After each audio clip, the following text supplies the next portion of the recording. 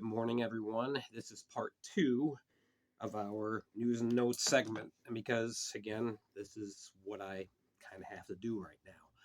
All right. And bear with me. It's 5:30 in the morning. Mornings are very rough on the throat. All right.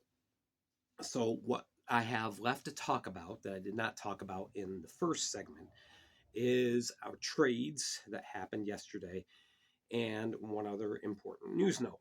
Okay, so let's go through this here. This is simplified as best as I could as far as who picked up whom.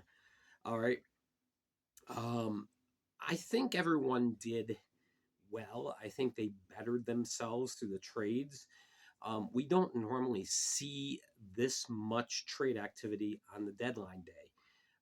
As opposed to the NHL, where there's this huge flurry of trading and big news making trades and all. It really doesn't happen in the FPHL. Usually, it's kind of gradually throughout the last week of the trade period. You see a lot of moves, but there was a lot that happened yesterday, and then a couple of big names. So let's go through this.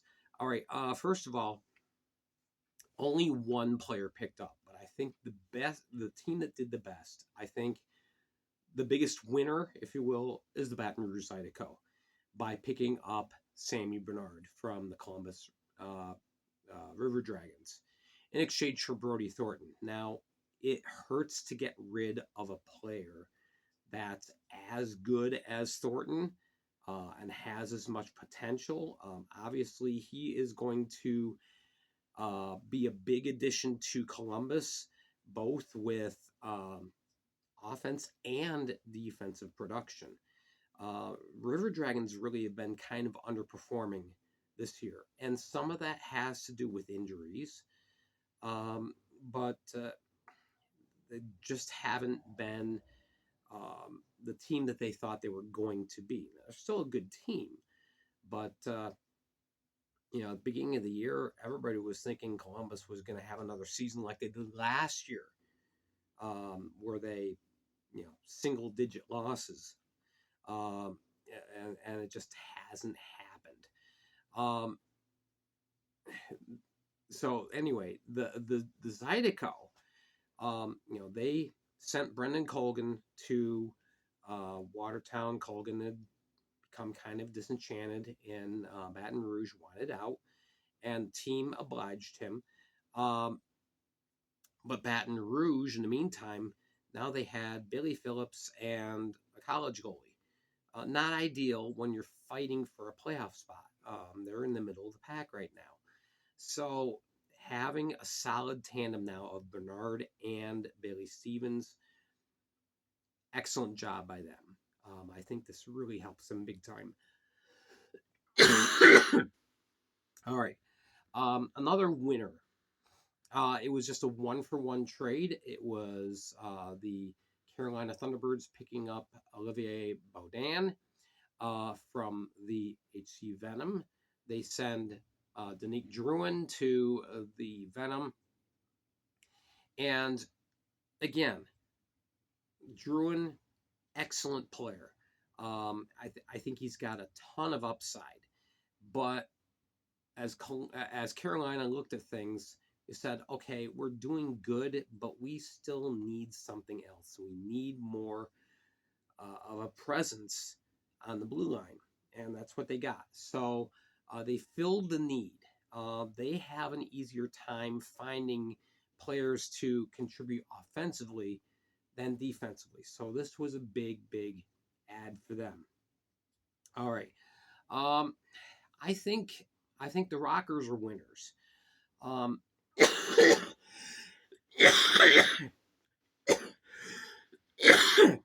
I'm sorry. This is the best I can do. Picking up Ronan and Gavrilovich, excuse me. They needed more presence on defense as well. Gavrilovich fills that. And Ronan has a nice scoring touch, as did Avery, of course, Avery Smith. But I think they needed an extra piece, and that's literally what they got. It was basically one player for two. Um, so I think they did well in meeting their needs because they need to pick it up. They've only got 9 points up on the Venom right now. And if they're going to get that last playoff spot, they need to pick it up. All right. So there's that. Um, did the Lobsters help themselves picking up Smith? Yeah, I think so. They need another player who is tough but can provide a scoring touch, and Smith can do that. I think they needed a little bit more offensive depth, and they picked that up. Okay, Columbus River Dragons. Jury's kind of out on them. I think it's great that they picked up Brody Thornton. Um, Picking up Babin, um, I'm kind of mixed on that. Basically, you swapped out Bernard for Babin. And I don't see that this is a step up. And I'm not saying this is any kind of a diss on Babin. Okay, Babin's been a great presence in the league for many years now, but he's not the player that he used to be. Doesn't have that edge that he used to have. And maybe the change of scenery will help him. But obviously, the Rockers had their number one guy with Ricardo Gonzalez. I mean, Babin's kind of getting to the point where he's more of a number two guy now. Now, I don't know if this means that Matt Petizian is ready to come back. Certainly hope so, because you're not going to do well in the playoffs if you rely on Babin and Selnick. It's not going to get you far. So Petizian is desperately needed back. Again, we'll see. Maybe this is a turning point for Babin's season. It has not been a good season, so we'll see. All right, let's talk about the two Parker Muscal teams. First of all, we have the Moccasins, who were kind of the center focus of everything. Of course, picking up Giselle. Okay, you're talking about high talent, possibly high reward, also high risk. Um, and I'm not going to beat to death the whole thing about Giselle, okay? It's a risk, all right? Does the talent influx help? Oh, yeah, absolutely. You're talking about now you got Lariakos and Giselle potentially on the same line even. I mean, that's really something. But is it going to pan out? Again, Monroe is at the point where they're running out of time and running out of games to close that 11-point gap that they're looking at between them and the playoffs. Only 13 games left to make up 11 points. And Blue Ridge isn't exactly slouching. So we'll see if this is the final addition that really sparks the Moccasins. And Moccasins have a lot of other talent too. You have, Chris Rowe, Chris Rex. You have,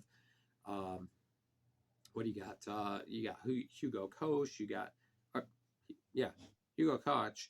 You got Scotty Koash. You got Declan Conway. You got a lot of talent there. You got a lot of offense, and it just hasn't clicked yet. So we'll see if this does something. Also adding Jake Vaughn, depth forward, very nice addition as well. They also picked up Joel Frizzy, who they then flipped to HC Venom. All right, so the Venom, they end up with the most additions. They end up with Duran, you end up with Frizzy, you end up with Helmer Oscarson from Monroe, as well as Anderson. He hasn't really had a chance to prove himself yet in the Fed, but he's played very well in Europe. So, I think all these teams help themselves out a little bit. I worry that it might be too little too late with these two teams, but we will see. Um, last note, that wraps up the trades. Last note that I want to talk about with the Venom, there is a plan to try and figure out how to get the Venom the last two games. Remember, yesterday I talked about they only have 54 games scheduled. Well, so does Columbus. I don't know where you schedule two meetings between the two clubs. Columbus only has 54 games on their schedule as well. So, okay, you got your matchup. It's just a matter of when are you going to play those games. And, we'll see how that happens. Okay, last note. And yeah, kind of save this. I'm not going to talk a lot about this, all right?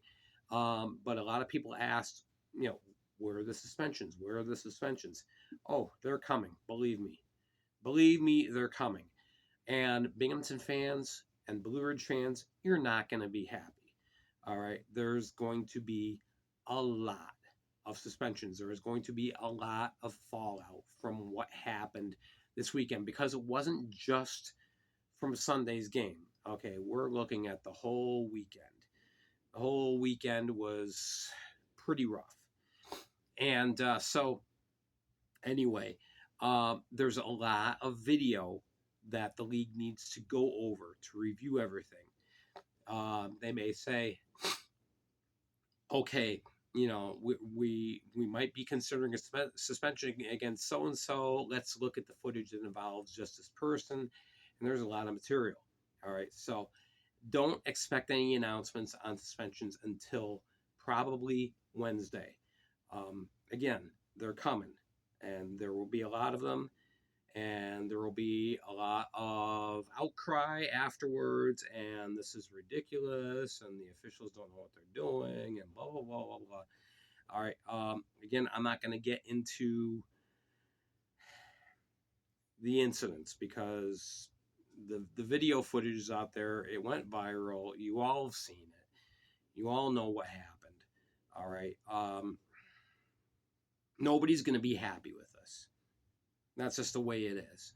All right, so the only thing I am planning on addressing when the time comes, when the announcements come out, is just pass them on to you. So and so suspended this many games. So and so is fined. So and so is suspended. Whatever. I'm not going to comment on it. All right, because it was just a mess on both sides. So anyway, that is that. That is our news and notes. And it's a good thing I broke it into two segments because altogether it would have been like 25, 26 minutes. All right. I'm glad my voice held out as long as it did. My goal this week is to be back with you on YouTube Saturday, recapping the games, recapping Friday night's games. Everything else I'm planning on doing, I want to give my voice a few more days to rest. So I'm going to do everything else this week on Facebook, like I did last week. And then we will be back here on YouTube. And then hopefully next week we'll get back into our using the Flash audio network and all that. All right. Thank you for your support. Again, thank you for all the well wishes. Make sure you're hitting like and subscribe. Make sure you're following me on the Flash Audio Network and on Facebook, as well as here on YouTube. All right, you guys have a wonderful day. We'll catch you soon.